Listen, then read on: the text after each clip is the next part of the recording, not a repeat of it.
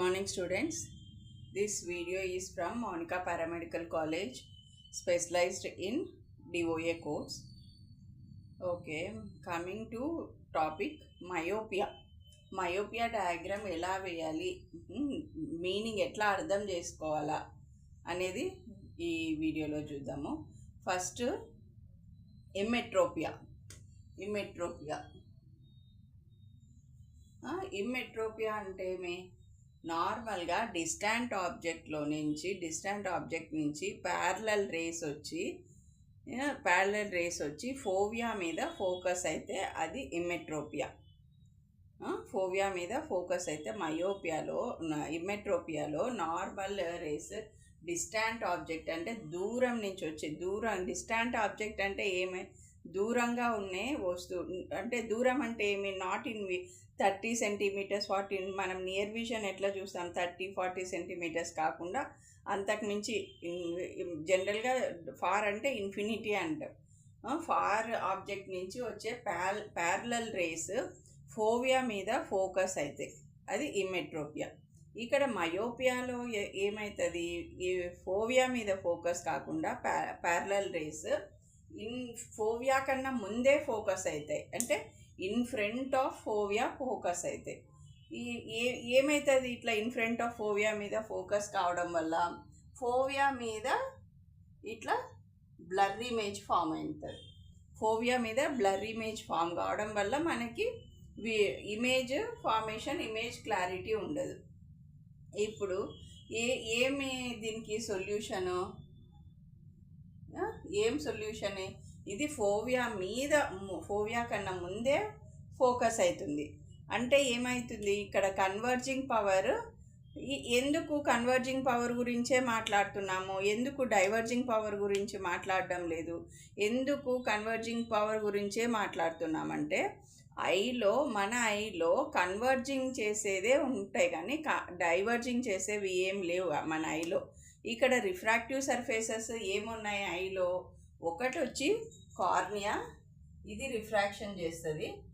తర్వాత వచ్చి లెన్స్ రెండు చేసేది కన్వర్జింగే.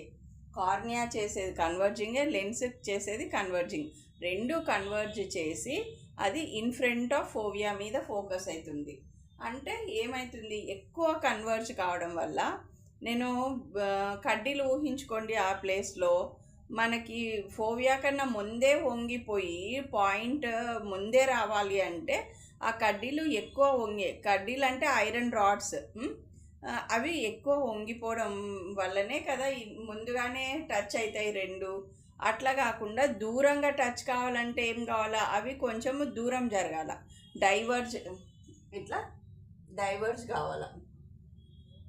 డైవర్జ్ కావాలా అంటే మన ఐలో డైవర్జింగ్ది ఏం లేదు, డైవర్జ్ చేసేవి ఏం లేవు. అంటే ఇక్కడ ఉండే కన్వర్జింగ్ ప్లస్ పవర్, ఐలో ఉండే ప్లస్ పవర్ ఎక్కువైంది అనమాట. ఐలో ప్లస్ పవర్ ఎక్కువైంది. ఈ కన్వర్జింగ్ ఎక్కువ అవుతుంది అంటే ఏమని?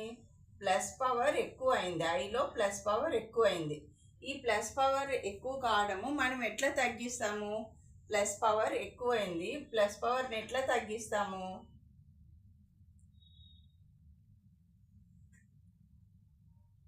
ఇవి దాదాపు సేమ్ ఐబాల్స్, నేను డ్రా చేయడంలో డిఫరెంట్ సైజెస్ వచ్చినాయి, దానికి ఏమంత ఇంపార్టెన్స్ లేదు.